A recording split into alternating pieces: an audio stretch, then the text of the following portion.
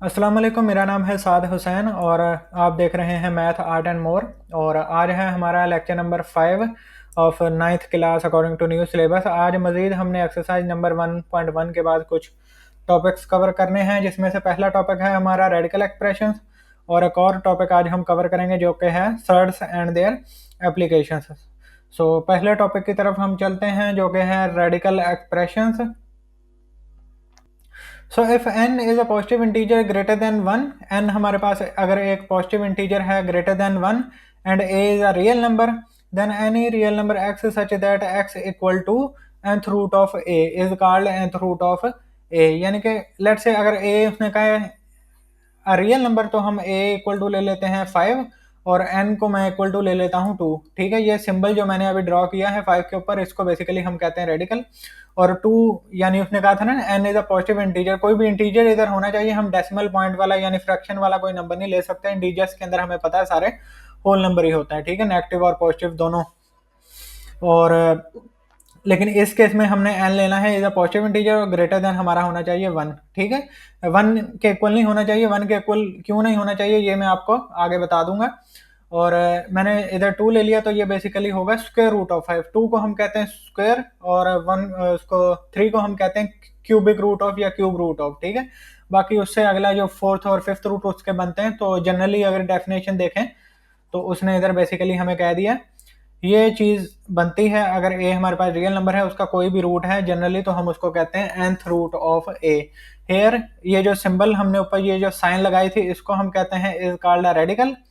और जो n था वो बेसिकली होता है इस रेडिकल का इंडेक्स। इंडेक्स या फिर आगे मजीद जब इसको हम सॉल्व करते हैं तो एक्सपोनेंट की फॉर्म में हम लिखते हैं, जो बेसिकली इस तरह बनता है। यानी nth रूट ऑफ a को हम इस तरह भी लिख सकते हैं a रेज टू होल यानी a raise to power 1/n। जिस तरह इस केस को मैं इसके इक्वल भी लिख सकता हूँ कि 5 होल पावर 1/2। ये चीज बेसिकली बनती है।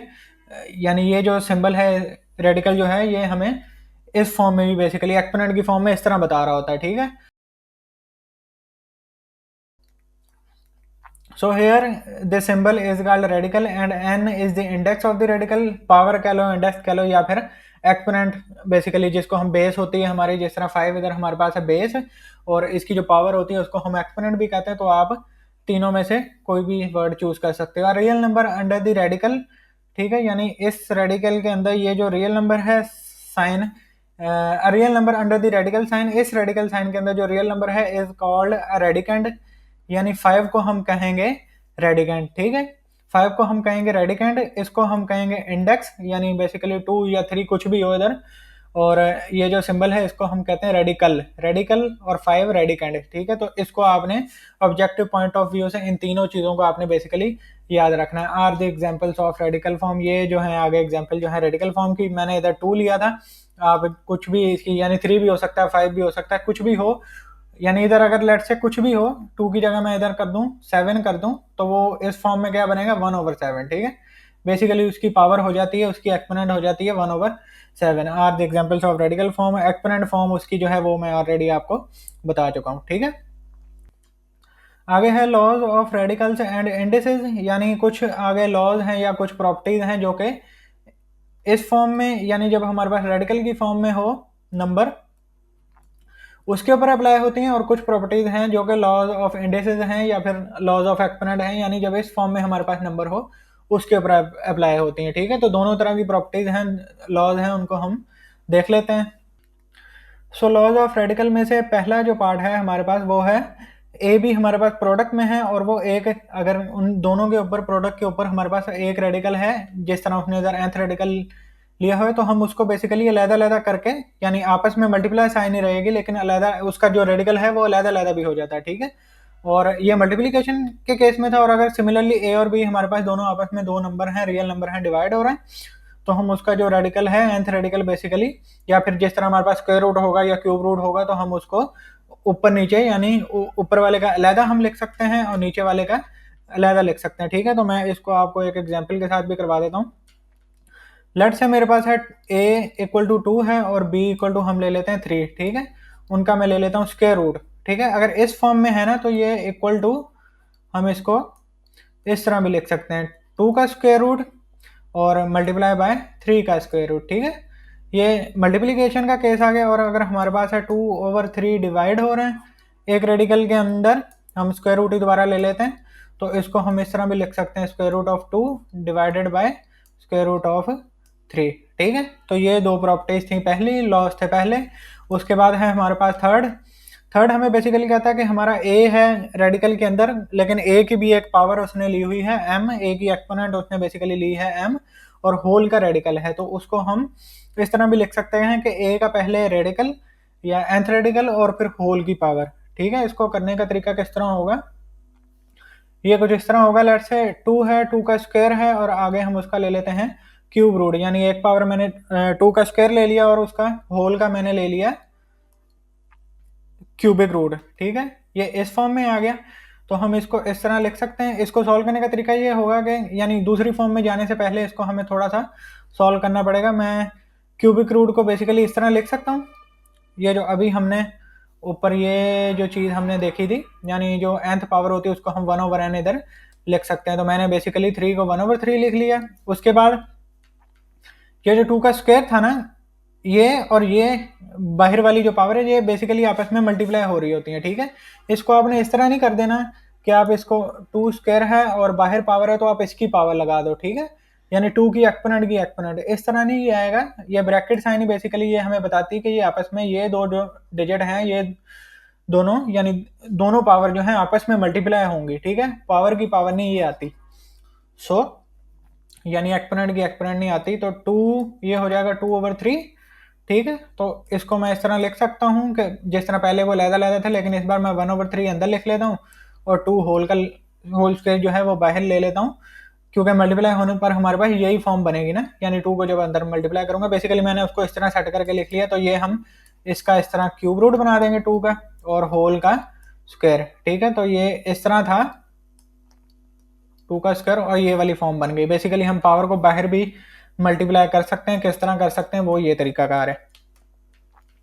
ये थर्ड कवर हो गई। और फोर्थ लॉ जो है हमारे पास वो हमें कहता है कि अगर nth रूट है a का और होल पावर भी n है, बेसिकली पावर भी सेम हो गई और रेडिकल भी सेम हो गया, तो अंदर वाला पहले इस फॉर्म में बन जाएगा यानी 1/n और होल की पावर, सो n से n जो है वो कैंसिल आउट हो जाता है, तो a हमारे पास जवाब आ जाता है। इसको मेरे ख्याल में करने की ज़रूरत नहीं है, लेकिन अगर आपने फिर भी देखना तो इधर कर ही लेते हैं इसको। मैंने स्क्वायर रूट ले लिया, स्क्वायर यानी पावर सेम उसने लिया ना, इस बार n लिया, यानी पावर भी सेम और रेडिकल का इंडेक्स वो भी सेम, यानी रेडिकल का इंडेक्स भी सेम और पावर भी सेम, तो ये इस फॉर्म में रेडिकल को आप लिख लोगे। नहीं, उसका n जो था वो बाहर था, तो इसको हम बाहर पहले लिख लेते हैं, होल का n था ना, तो होल का स्क्वायर कर लेते हैं। यही फॉर्म बेसिकली बनती है जो पहले मैंने लिखी थी, तो ये हो जाएगा 2 इंटू 1/2, 2 इंटू नहीं 2 रेज टू पावर 1/2 और होल की पावर 2, तो ये यहाँ से कैंसिल आउट हो गए, तो जवाब हमारे पास 2 आ गए, यानी जो a अंदर था उसके ऊपर ये दो चीज़ें थी, लेकिन कैंसिल आउट होने के पास a ही जवाब आया ना, तो यही चीज़ बेसिकली इधर थी। और आगे है लॉज ऑफ इंडिसेस बेसिकली फिर हम यानी रेडिकल की इसके अंदर इन्वॉल्वमेंट नहीं होगी, सिर्फ पावर या फिर आप एक्सपोनेंट कह लो वो होगी हमारे पास। ठीक है, और बेस जो है या फिर रेडिकेंड जो है वो, रेडिकेंड तो नहीं, खैर इंडिसेस के केस में हम इसे बेस ही कहते हैं, रेडिकेंड सिर्फ तभी होता है जब वो रेडिकल के अंदर हो। ठीक है, तो ये तीन चीज़ें आपने दोबारा आपको मैं बता देता हूँ, याद रखनी है। सिंबल को हम कहते हैं रेडिकल, जो अंदर एलिमेंट या जो डिजिट होता है उसको हम कहते हैं रेडिकेंड, रेडिकेंड ये स्पेलिंग लिखी हुई है, और जो भी इधर उसके ऊपर जो भी डिजिट लिखा हुआ होता है उसको हम कहते हैं इंडेक्स। ठीक है, और अब इधर हम पहले इसकी पहला लॉज देख लेते हैं। तो वो कहता है कि हमारे पास a अगर m है और a raise to power m है और a raise to power n है, दोनों आपस में मल्टीप्लाई हो रहे हैं, तो इस केस में क्या होता है, जब हमारे पास बेस सेम हो ना, a मैंने आपको बताया ना जिसके ऊपर एक्सपोनेंट होती है ना उसको बेसिकली हम कहते हैं बेस। ये आपने लिखना भी हो ना तो लिख लेना, यानी अगर मेरे पास 2 रेज टू पावर 4 है ना, तो 2 मेरे पास बेस होगा, 4 मेरे पास एक्सपोनेंट होगा। ठीक है, तो इसको हम कहते हैं बेस। और अगर बेस सेम हो और दोनों आपस में दो यानी डिफरेंट डिजिट, डिफरेंट नहीं सेम बेस हैं दो, लेकिन उनकी पावर डिफरेंट है, एक्सपोनेंट डिफरेंट है और आपस में वो मल्टीप्लाई हो रहे हैं, तो बेसिकली उनकी जो पावर होती है या एक्सपोनेंट होती है वो ऐड हो जाती है। ठीक है, तो इसकी एग्जांपल मैं आपको इधर बता देता हूँ। लेट से मेरे पास है 3 स्क्वायर, एक आ गई वो मल्टीप्लाई हो रहा है 3 रेज टू पावर हम ले लेते हैं क्यूब। अब बेस हमारी सेम है ना दोनों में, तो हम इसको इस तरह कर सकते हैं 3⁻² + 3, ठीक है, और होल पावर फिर कितनी हो जाएगी, यानी ऐड करो इन दोनों को तो 5, 3⁵ और ये जो बीच में डॉट होता है ना, ये डेसिमल का डॉट नहीं होता है, ये बेसिकली प्रोडक्ट का डॉट होता है, ठीक है। डेसिमल का जो होता है डॉट वो थोड़ा सा इस तरह होता है 2.2, तो ये डेसिमल होगा, लेकिन अगर 2 और मिडल में 2 है ना इस तरह, ये थोड़ा सा उसकी यानी बॉटम की साइड ज्यादा होता ही बॉटम में टोटली, और ये थोड़ा सा मिडल में होता है, तो इसका मतलब होता है मल्टीप्लाई या प्रोडक्ट। इस केस में अगर आप देखो ना तो इधर मिडल में है, लेकिन इधर उसने गलती की है बुक के अंदर, इसको थोड़ा सा ऊपर लगाना चाहिए था, लेकिन फिर भी इधर क्योंकि वो हमारे पास जो बेस है वो उसने जनरल ए की फॉर्म में लिखी, तो इतनी कंफ्यूजन नहीं होती। लेकिन क्वेश्चन के अंदर जब आप जाओगे ना, उसके अंदर भी एक क्वेश्चन ऐसा है, तो तब मैं उधर आपको बताऊंगा कि जिस जगह गलती है ना, तो वो वाला पार्ट तब मैं उधर आपको क्लियर करवा दूंगा, ठीक है। सो अब दूसरा लॉ इसके अंदर है, अगर हमारे पास बेस है ए और उसकी पावर है एम, और ब्रैकेट के साथ पावर है उसकी बाहर कोई डिफरेंट पावर है एन, तो बेसिकली वो आपस में मल्टीप्लाई होती हैं। ये ऑलरेडी हम कर चुके हैं, जिस तरह मैंने आपको इधर बताया था ये चीज़, ठीक है। इसके अंदर मैंने आपको कहा था कि पावर जो है बेसिकली 2 का स्क्वायर और बाहर 1/3, तो ये मल्टीप्लाई होती है, ठीक है। लेकिन उसने एम एन लिया, तो मैं आपको इस तरह भी करके एक दफ़ा, यानी वो थोड़ा उसके अंदर है ना 1 के अंदर है, या 1 P/Q की फॉर्म में, तो इसको हम होल मैंने यानी इधर 3 लिया हुआ है आसान एग्जांपल के लिए, तो 3 × 2 6, ये इस तरह बेसिकली, या फिर इधर भी मल्टीप्लिकेशन है इधर भी मल्टीप्लिकेशन, यानी सेम ही बात है। सो ये चीज़ बेसिकली इसने उधर हमें कही है। और इधर है थर्ड, यानी ए बी दो डिफरेंट रियल नंबर्स होंगे, आपस में उनकी प्रोडक्ट है, तो उनकी पावर भी अलग अलग हो जाती है, जिस तरह सेम इस केस में रेडिकल हमारा जो था वो अलग अलग हो जाता है, तो इस केस में हमारे पास जो पावर है या इंडिसेस है वो भी अलग अलग हो जाता है। और डिवीजन के केस में भी हमारे पास वही जो इधर कंडीशन थी, रेडिकल ऊपर नीचे अलग अलग हो जाता है, इस केस में एक्सपोनेंट ऊपर नीचे अलग अलग हो जाती है। इसकी एग्जाम्पल मेरे ख्याल में आपको करवाने की ज़रूरत नहीं है। सो ये है जी हमारे पास फिफ्थ लॉ ऑफ इंडिसेस। इसमें क्या है हमारे पास, इसमें तो था ना होल पावर थी n, ठीक है, लेकिन इस केस में हमारे पास दोनों पहले ही पावर दोनों की ऊपर नीचे अलग अलग है, लेकिन बेस इस बार हमारे पास सेम है, यानी ऊपर भी ए था नीचे भी ए था, तो बेस सेम है। तो होता गया जब दो एलिमेंट या दो ऊपर नीचे यानी डिवीजन के अंदर लिखे हुए हों जिनकी बेस बेसिकली सेम हो, लेकिन पावर जो एक्सपोनेंट है वो डिफरेंट हो, तो नीचे वाला ऊपर चले जाता है, ठीक है, और नीचे पावर अगर पॉजिटिव है ना तो ऊपर जाके उसकी हो जाती है नेगेटिव, तो ऊपर वाले में से पावर बेसिकली या एक्सपोनेंट बेसिकली माइनस हो जाती है, ठीक है। अगर इस तरह मेरे पास लिखा हुआ है ना 5/5, ठीक है, और ऊपर इसकी पावर थी 3 नीचे था 2, तो बेस सेम है ना, तो जब डिवीजन हो रही है तो पावर माइनस होती है। लेकिन इसको मैं आपको एक स्टेप बढ़ा के कर देता हूँ, 5⁻3 था ऊपर, नीचे वाली जो था वो ऊपर जाएगा तो हो जाएगा हमारे पास प्रोडक्ट के अंदर, ठीक है। इसको थोड़ा मैं अगेन मिडिल में लगा देता हूँ, तो 5 × 5, लेकिन पावर जो थी नीचे थी स्क्वायर, ऊपर जाके हो जाएगा -2, ठीक है। अब इधर वो वाली आइडेंटिटी लग जाएगी, वो वाला लॉ जो अभी हमने पढ़ा है कि बेस सेम हो तो पावर ऐड हो जाती है। अब दोनों की बेस सेम है तो पावर ऐड होगी, तो हो जाएगा 3 - 2, और 3 में से जब 2 को हम निकालेंगे तो 1 आ जाएगा हमारे पास, तो सिर्फ 5 ही बचता है, ठीक है। सो दो लॉ बेसिकली इधर एक साथ इस्तेमाल होते हैं, तो ये इस तरह बनता है कि नीचे वाला ऊपर चले जाता है, अगर नीचे पावर नेगेटिव है ऊपर जाके पॉजिटिव हो जाती है, लेकिन अगर नीचे पावर पॉजिटिव है तो ऊपर जाके नेगेटिव हो जाती है। मैंने नेगेटिव का भी बता दिया, लेट से इधर नेगेटिव होता ना तो इसको मैं ऊपर लेके जाता तो ये पॉजिटिव हो जाता, फिर ये भी पॉजिटिव होता तो 5⁻5 हो जाती, ठीक है। तो दोनों तरह बता दिया मैंने आपको, ठीक है। ये तभी होता है लेकिन बेस सेम हो, यानी ऊपर भी 5 था नीचे भी 5, इस केस में डिफरेंट थी ना बेस, यानी ऊपर ए था नीचे बी था, तो पावर बस अलग-अलग हुई थी, ये वाली आइडेंटिटी थी। अब है 6 जो है ना ये मोस्ट इंपॉर्टेंट आइडेंटिटी है, यानी किसी भी रियल नंबर की पावर जब 0 होती है ना तो बेसिकली इक्वल टू 1 होता है, ठीक है। ये तीसरा केस हमारे पास, तीसरी दफ़ा ये वो 0/0 वाली फॉर्म आ गई जो मैं पिछले दो डिफरेंट लेक्चर्स में मैंने आपको बताया था कि जब भी 0/0 होता है तो वो एक इनडिटर्मिनेट फॉर्म बनती है। ये एक अलग डिटेल है, लेकिन मैंने आपको कहा था कि एक तीसरी दफ़ा भी ये वाली फॉर्म आएगी तो मैं आपको बताऊंगा। इसको मैं थोड़ा सा आपके लिए डिटेल के अंदर ओपन करके बता देता हूँ, ठीक है। तो ये हमारे पास आइडेंटिटी है a⁻0 = 1, ठीक है, यानी a कोई भी रियल नंबर हो, a बिलोंग टू हमारा रियल नंबर है, तो a लेट से मैं ले लेता हूँ 5, ठीक है, 5 की पावर 0 = 1, a कुछ भी हो, 7⁻0 = 1, 2⁻0 = 1, ठीक है। ये होती किस तरह इसका मैं आपको थोड़ा सा बेसिक आइडिया दे देता हूँ। वही ओल्ड प्रॉपर्टीज बेसिकली, जो ये वाली प्रॉपर्टी है ना, ये वाली प्रॉपर्टी इधर इस्तेमाल होती है, ठीक है। मैं आपको अभी बता देता हूँ, जिस तरह मैंने ऊपर एग्जांपल ली थी ना 5, ठीक है, मैं दोबारा वही एग्जांपल लेने लगा हूँ, लेकिन 5 स्क्वायर मैं नीचे यानी डिनोमिनेटर में भी 5 स्क्वायर ही लेता हूँ, ठीक है। सो 5 स्क्वायर ओवर 5 स्क्वायर ये किसके इक्वल हो जाएगा, 5⁻², इंटू, या इधर हम मल्टीप्लाई लगा लेते हैं, 5⁻, ये 2 नीचे पॉजिटिव का था, ऊपर जाके क्या हो गया negative -2, again equal, base same है, पावर ऐड होगी तो क्या हो जाएगा 2 - 2 क्या होता है 0, ठीक है। सो 2 - 2 इक्वल टू हो गया हमारे पास 0। सो इधर आप 0 लिख दोगे 5⁻0, और ये आपको पता है जब डिवीजन के अंदर ऊपर नीचे सेम एलिमेंट हो तो वो इक्वल टू 1 होता है, ठीक है। तो राइट साइड मेरे पास आ गई 5⁻0, लेफ्ट साइड मेरे पास है 1, या इसको इस तरह लिख लो 5⁻0 इक्वल 1, ठीक है। सो बेसिकली ये इस तरह होता है कि किसी भी चीज़ की पावर 0 हो ना, किसी भी डिजिट की पावर 0 हो तो वो इक्वल टू 1 के किस तरह आती है वो मैंने आपको बता दिया। बस एक जो एडिशनल चीज़ है, आपका ए जो है ना वो नॉट बिलोंग टू 0 होना चाहिए, ठीक है, नॉट बिलोंग टू 0 होना चाहिए।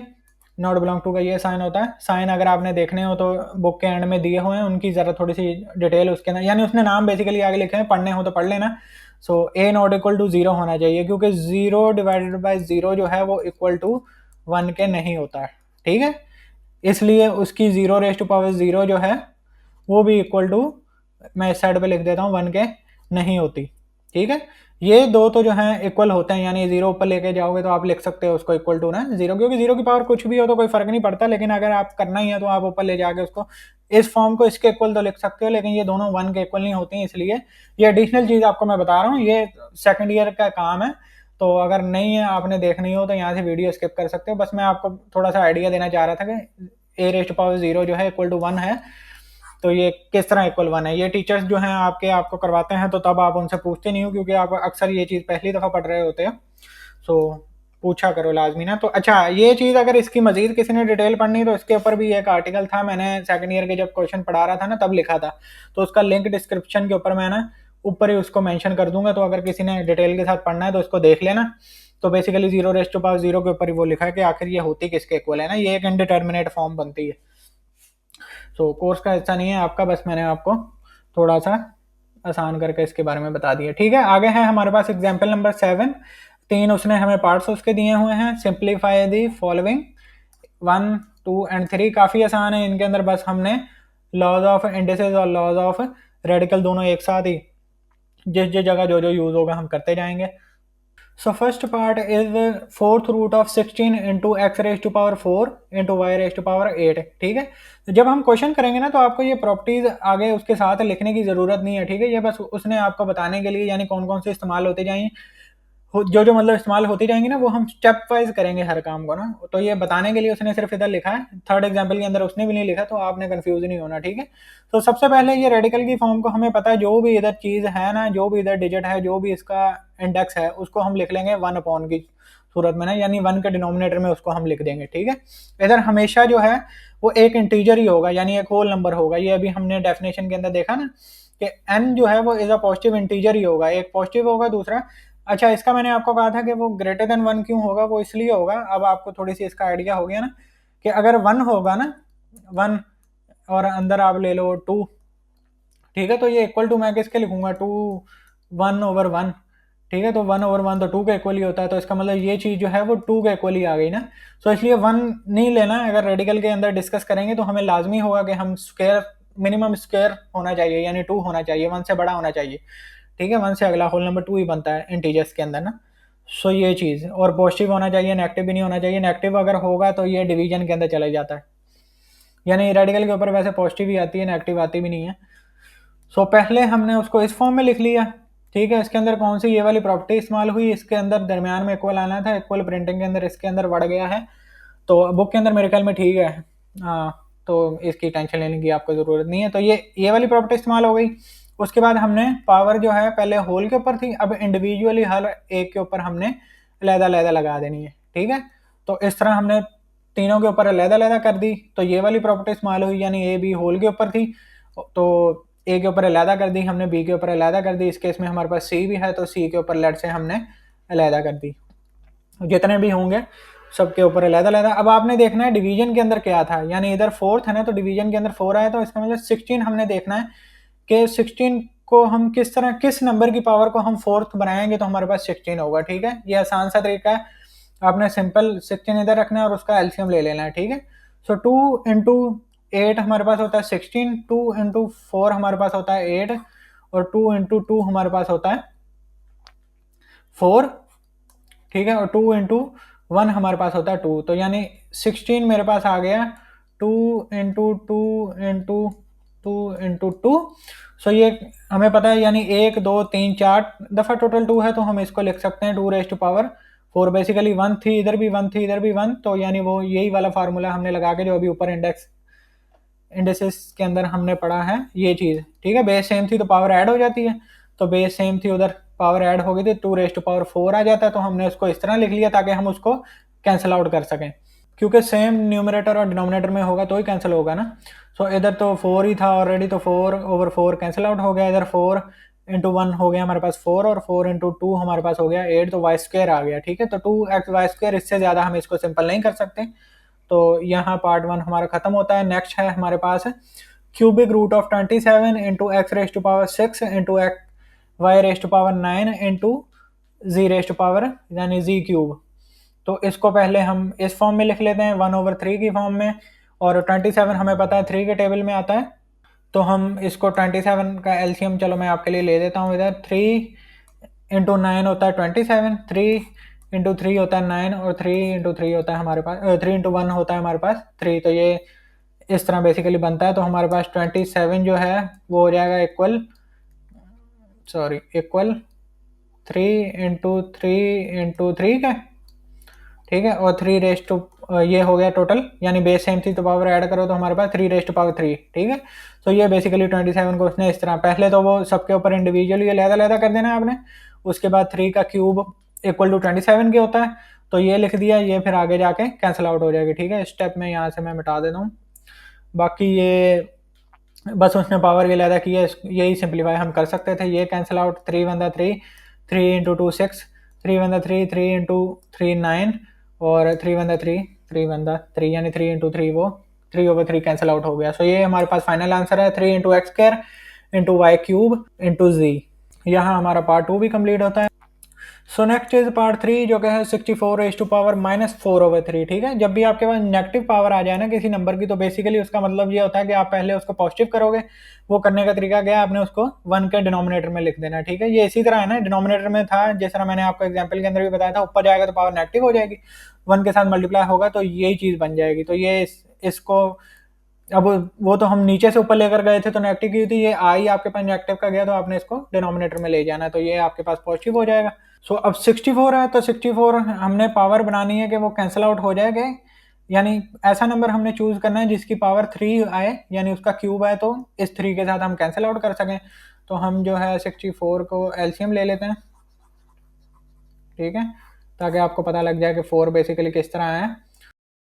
सो 4 इंटू 1 आपके पास आ जाता है 4, और यहाँ बचते हैं 2, और टोटल हो गया 24। तो 4 इंटू 6 आपके पास हो जाता है 24, तो यहाँ यानी 4 इंटू 16 आप करोगे तो 64 बनता है। ठीक है, सो अगैन हम 4 के साथ ही लेते हैं, तो 4 इंटू 4 आपके पास होता है 16, और 4 इंटू 1 आपके पास होता है 4। आप इसको 2 के साथ भी लेकर कर सकते हो, लेकिन इधर 3 दफ़ा 4 है ना, यानी हमें बेसिकली एक बड़ा नंबर मिल रहा है 2 के साथ भी। अल्टीमेटली तो आप 4 के ऊपर ही आओगे, क्योंकि वो 6 टाइम आपको करना पड़ेगा, तो फिर 2 इंटू 2 4, 2 इंटू 2 4, तो वो बड़ा होगा, लेकिन वो कुछ इस तरह बन जाएगा 2 रेज टू पावर 6। ठीक है, लेकिन 6 अब इधर डिवीजन में था 3, तो वो या तो इस तरह करोगे, फिर अगैन 2 का स्क्वायर आपके पास बच जाएगा, तो अल्टीमेटली आएगी तो ये चीज़ ही। लेकिन 4 के साथ मैंने जिस तरह उसने बुक के अंदर किया ना, तो इसलिए मैंने 64 के साथ कर दिया। 2 के साथ भी आप एलसीएम लेके कर सकते हो। ठीक है, तो दोबारा मैं आपके लिए लिख देता हूँ, 2 raise to power 6 equal to आपके पास होता है 4 raise to power 3 equal to आपके पास होता है 16, यानी ये तीनों का जवाब सेम ही है, ये इक्वल ही होंगे ना।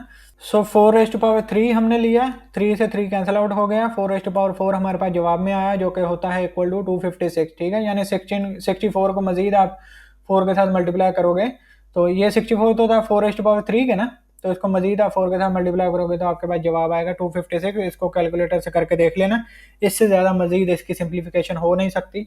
तो यहाँ हमारी जो है एग्जाम्पल नंबर 7 भी कंप्लीट होती है। तो आगे है हमारा आज का सेकंड टॉपिक जो कि है सर्ट्स एंड देयर एप्लीकेशंस। अब सर्ट्स क्या होते हैं ये मैं यहाँ से थोड़े से मिटा देता हूँ क्योंकि हमें जगह रफ वर्क अपना करने के लिए चाहिए होगी,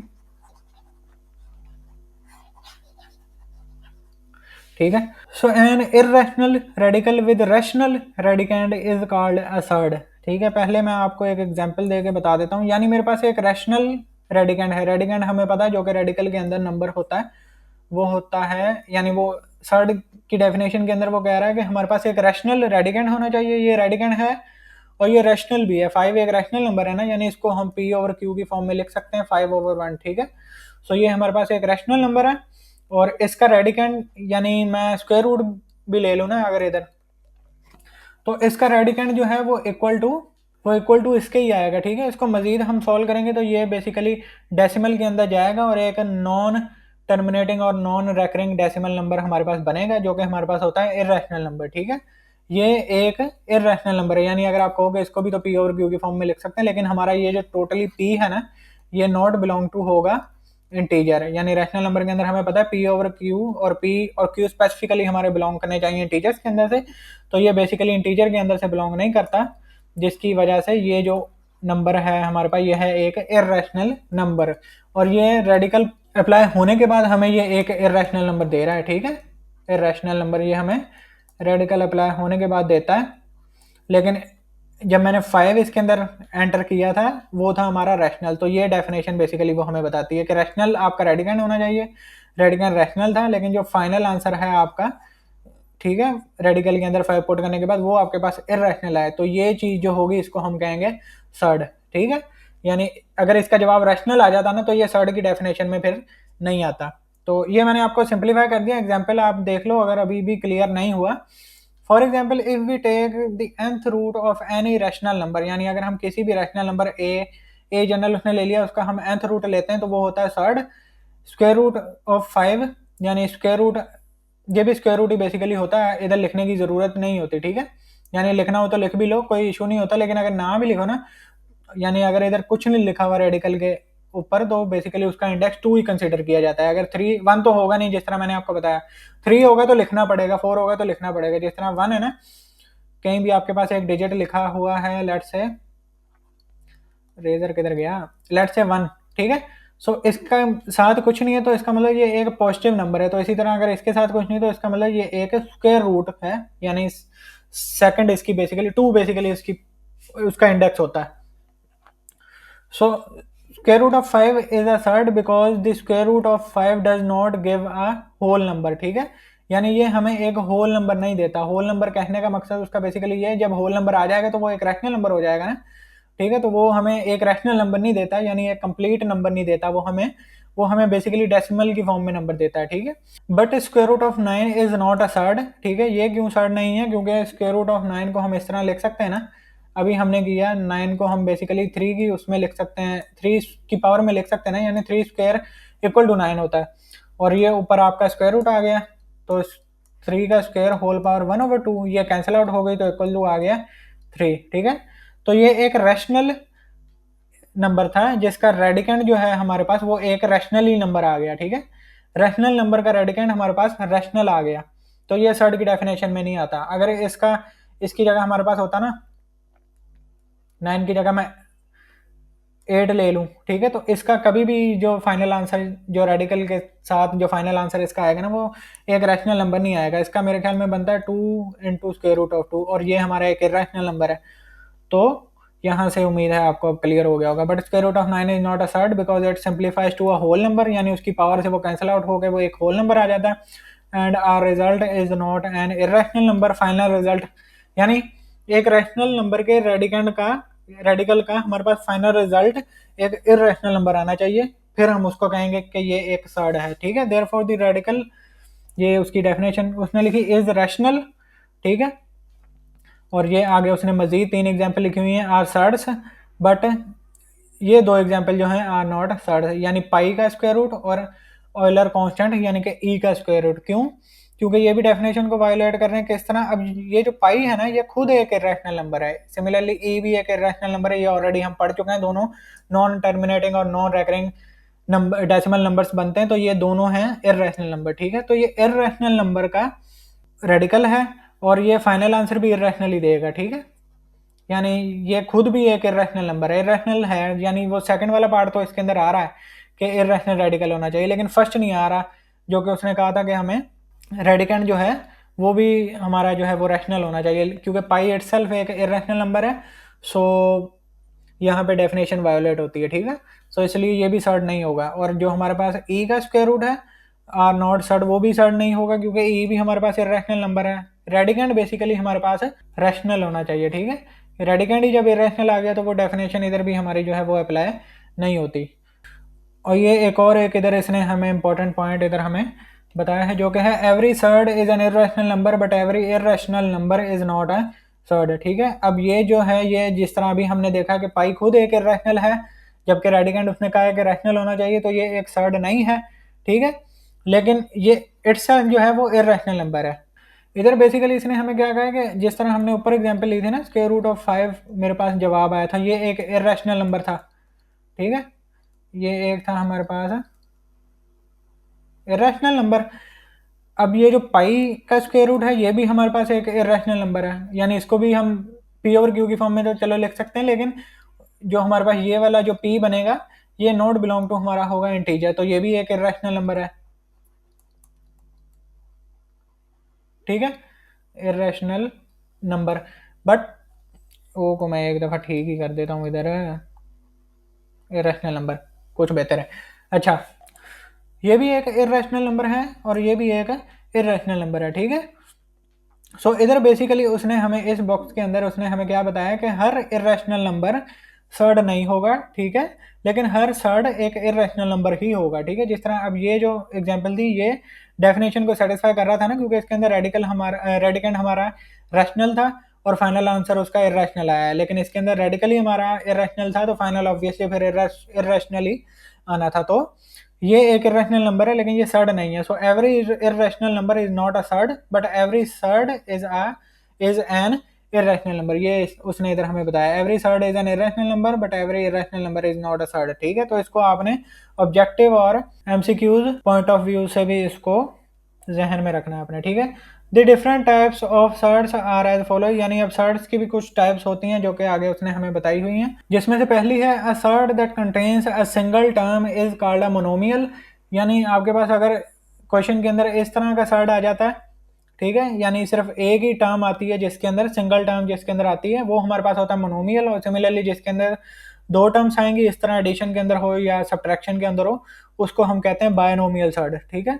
ऊपर वाला होता है मोनोमियल सर्ड, इसको हम कहते हैं बायनोमियल सर्ड। इसको भी आपने ऑब्जेक्टिव पॉइंट ऑफ व्यू से अपने जहन में रखना है।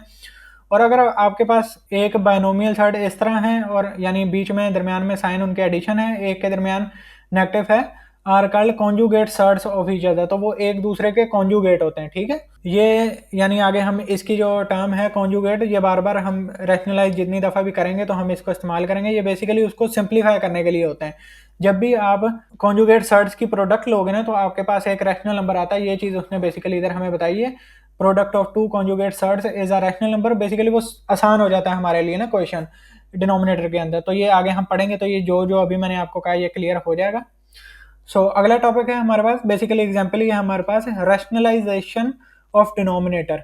अब डिनोमिनेटर को किस तरह हम रैशनलाइज करते हैं? To rationalize a denominator of the form, यानी जब आपके पास रूट या फिर रेडिकल इन्वॉल्व हो जाए डिनोमिनेटर के अंदर, तो उसको सिंप्लीफाई करने के लिए हम एक तरीका इस्तेमाल करते हैं, चाहे वो एडिशन के अंदर हो इस फॉर्म में या सब्ट्रैक्शन के अंदर हो। We multiply both the numerator and denominator by the conjugate factor, ठीक है। अगर तो वो एडिशन के अंदर आता है ना, तो हम उसको सब्ट्रैक्शन वाले फैक्टर के साथ मल्टीप्लाई कर देंगे ऊपर नीचे, यानी डिनोमिनेटर में भी और न्यूमरेटर में भी। लेकिन अगर नीचे एडिशन वाला आ जाता है तो हम सब्ट्रैक्शन वाले के ये मैं बता चुका हूँ, नीचे अगर सब्ट्रैक्शन वाला आ जाता है तो हम एडिशन वाले के साथ उसको ऊपर नीचे मल्टीप्लाई कर देते हैं। सो रैशनलाइज द डिनोमिनेटर ऑफ, यानी ये एग्जांपल नंबर 8 है। तो ये करते किस तरह? बेसिकली ये मेरे पास क्वेश्चन है 3 whole divided by square root of 5 plus square root of 2। तो इसको हम रैशनलाइज किस तरह करेंगे? अच्छा, इधर एडिशन है, इधर आपने एडिशन कर लेनी है, ठीक है। ये बुक के अंदर मिस्टेक है, आपके मेरे ख्याल में दरमियान में होगा माइनस, ठीक है। सब्ट्रैक्शन होगी तो उसको आपने एडिशन की साइन के अंदर कन्वर्ट कर लेना है। तो इधर एडिशन था, ठीक है। तो इसको हमने कॉन्जुगेट इसका लेना होता है। जब भी वो कहे ना रैशनलाइज द डिनोमिनेटर, इसका मतलब जो नीचे वाली टर्म है ना, उसको न्यूमरेटर के साथ भी मल्टीप्लाई करना है, डिनोमिनेटर के भी, उसकी कॉन्जुगेट टर्म को, यानी बेसिकली नीचे एडिशन था तो सेम वही है, ए भी हमारे पास वही है, बी भी हमारे पास वही है, ठीक है। जिस तरह ए और बी के अंदर उसने बताया था ना, are called conjugate surds of each other, तो बस साइन चेंज होती है। तो साइन चेंज करने के आपने न्यूमरेटर और डिनोमिनेटर के साथ मल्टीप्लाई करना है। अब ऊपर 3 के साथ वो होल टर्म जो है वो मल्टीप्लाइकेशन के साथ एज इट इज आ जाएगी। डिवीजन के अंदर उसने फॉर्मूला लगा दिया। अलजेब्रा के अंदर आपने पढ़ा होगा कि ए प्लस, इसको आप लिख लेना इधर, क्योंकि ये क्वेश्चन के अंदर भी इस्तेमाल होगा अगर नहीं आपके जहन में, a plus b into a minus b equal to होता है ए का स्क्वायर माइनस बी का स्क्वायर, ठीक है। यानी ये ए था ना 5 स्क्वायर रूट ऑफ 5, तो उसका होल का स्क्वायर आ गया, माइनस बी था हमारे पास स्क्वायर रूट ऑफ 2, तो उसका होल का स्क्वायर आ गया, यानी ए प्लस बी ए माइनस बी, ठीक है। तो ये इस तरह आ गया। अगर नहीं आपके जहन में फॉर्मूला रहता है किसी वजह से, तो आप सिंपल इसको मल्टीप्लाई कर लेना, ठीक है। उसमें थोड़ी सी डिफिकल्टी होगी ऑब्वियसली, क्योंकि लेट से मैं, चलो पहले आप सवाल कर लेते हैं, उसके बाद मैं मल्टीप्लाई करके आपको बता दूंगा, ठीक है।